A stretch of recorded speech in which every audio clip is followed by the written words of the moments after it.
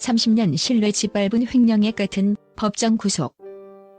형수는 무죄에서 유죄로 박수홍의 피눈물이 닦였다.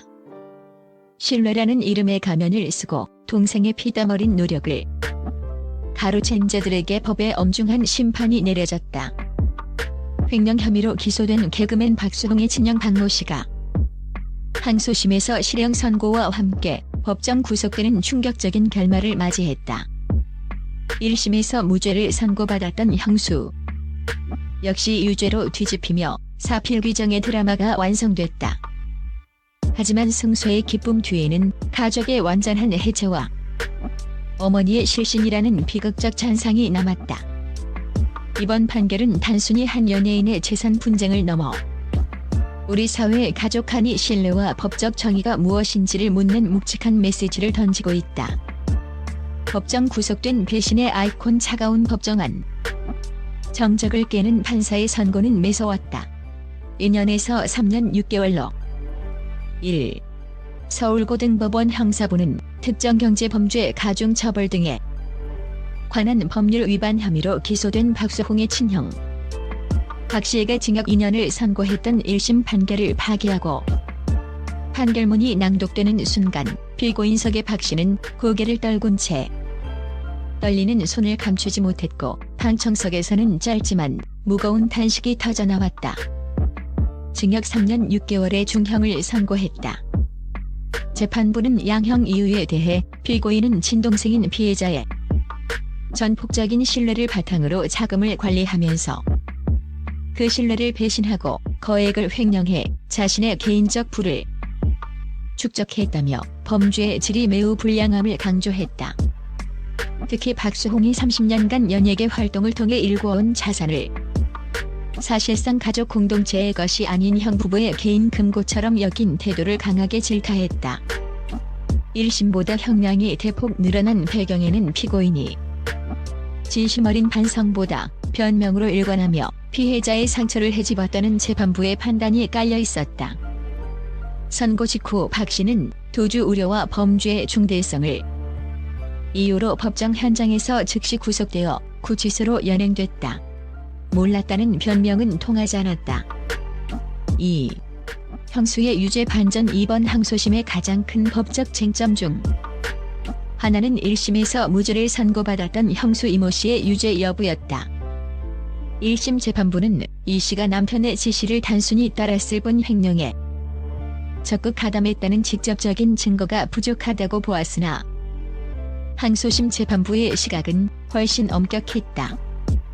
재판부는 이 씨가 회사 법인 카드를 이용해 백화점 명품 쇼핑, 자녀의 해외 유학비 및 사교육비, 고가의 마사지숍 결제 등 사적 용도로 수억 원을 사용한 점을 명확히 지적했다. 피고인 이 씨는 회사 경영에 직접 참여하거나 기여한 바가 거의 없음에도 불구하고 법인 자금을 개인 생활비처럼 무분별하게 사용했다는 설명이다. 특히 남편의 짓이었고 나는 몰랐다는 이 씨의 주장에 대해 재판부는 지속적이고 반복적인 사용 내역을 볼 때 범행을 인지하고 있었다고 보는 것이 상식적이라며 이를 일축했다. 결국 이 씨는 징역 1년의 집행유예 2년을 선고받았고 120시간의 사회봉사 명령까지 내려졌다. 가족이라는 울타리 뒤에 숨어 동생의 피값으로 호화 생활을 누렸던 그녀의 방어막은 법의 논리 앞에 산산조각이 났다. 30년의 세월이 부정당했다. 3. 박수홍의 피토하는 심경 피해자 자격으로 재판에 참석해온 박수홍은 그간의 참담한 심경을 증언하며 법정을 숙연케 했다. 그는 가장 믿었던 가족에게 모든 것을 맡기고 오직 앞만 보고 일했다. 하지만 돌아온 것은 텅 빈 통장과 부모님까지 동원된 비수 같은 비난. 그리고 나를 파렴치한 자로 몰아가는 가스라이팅뿐이었다며 눈시울을 붉혔다.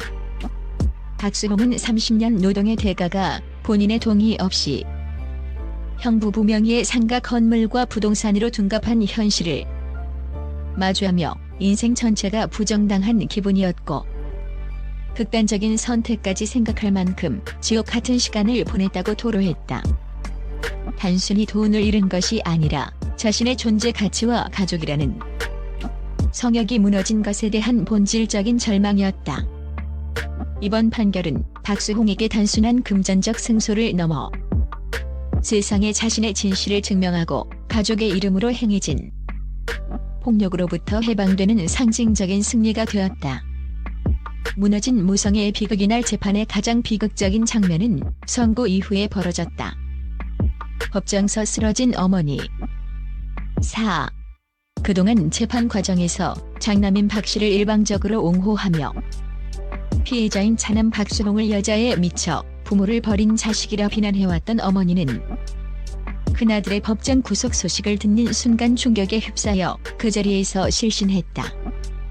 어머니는 큰아들이 수갑을 차고 교도관들에게 이끌려 나가는 모습을 보자마자 우리 아들 불쌍해서 어쩌냐. 법이 이럴 순 없다고 절규하듯 소리를 지르다 끝내 의식을 잃고 쓰러졌다. 현장에 있던 법정 경위들과 대기 중이던 의료진이 급히 투입되어 응급조치를 취하는 등 장례는 순식간에 아수라장이 되었다. 장남을 향한 맹목적인 비호가 낳은 비극적인 결말이었다. 박수홍은 쓰러진 어머니를 먼 발치에서 바라보며 복잡하고도 슬픈 표정을 감추지 못했다. 법정 밖으로 나가는 그의 뒷모습은 정의를 실현한 승자의 위풍당당함보다는 평생을 지키려 했던 가족의 파편을 바라보는 상처 입은 전사의 고독함이 묻어났다. 인과응보의 경종. 5. 이제는 민사소송으로 이어지는 정의의 여정. 법조계는 이번 항소심 판결을 두고 가족한이 범죄라고 해서 솜방망이 처벌을 하던 구시대적 관행에 경종을 울린 중대한 사례라고 평가하고 있다. 가족이니까 그냥 넘어가겠지라는 아니라고 파괴적인 생각이 한 개인의 인생을 얼마나 철저히 망가뜨릴 수 있는지를 법이 엄격하게 확인해준 것이다. 이번 형사재판에서 형부부의 유죄가 확정됨에 따라 현재 진행 중인 대규모 손해배상 청구 등 민사 소송에서도 박수홍 측이 압도적으로 유리한 고지를 점하게 됐다. 횡령 금액의 구체적인 규모와 그 사용처의 부적절함이 판결문을 통해 공인된 만큼 박수홍이 지난 30년간 갈취당한 재산을 환수하는 과정은 더욱 탄력을 받을 전망이다. 이는 단순히 돈을 돌려받는 것을 넘어 잘못된 것을 바로잡는 사필 규정의 마무리가 될 것이다. 에필로그 상처뿐인 영광. 그러나 다시 시작될 인생. 박수홍은 이제 법의 테두리 안에서 최소한의 정의를 실현했다. 하지만 그가 잃어버린 30년의 청춘과 가슴 깊이 새겨진 가족의 배신이라는 흉터는 어떤 판결로도 온전히 치유될 수 없을 것이다. 그럼에도 불구하고 많은 팬과 대중은 박수홍의 용기 있는 투쟁에 아낌없는 박수와 지지를 보내고 있다. 악한 자는 결국 자신이 판 함정에 스스로 빠진다는 인과응보의 진리를 몸소 증명해낸 박수홍. 이제 그는 가족이라는 이름의 무거운 족쇄에서 벗어나 진정으로 자신을 아껴주고 지켜주는 아내와 함께 새로운 인생의 막을 올릴 준비를 하고 있다. 법정 구속된 형과 실신한 어머니, 그리고 홀로 선 박수홍. 이들의 잔혹한 가족사는 가족이라는 이름 아래 자행되는 탐욕이 얼마나 무서운 괴물을 만들어낼 수 있는지를 우리 사회의 아픈 경고로 남기고 있다.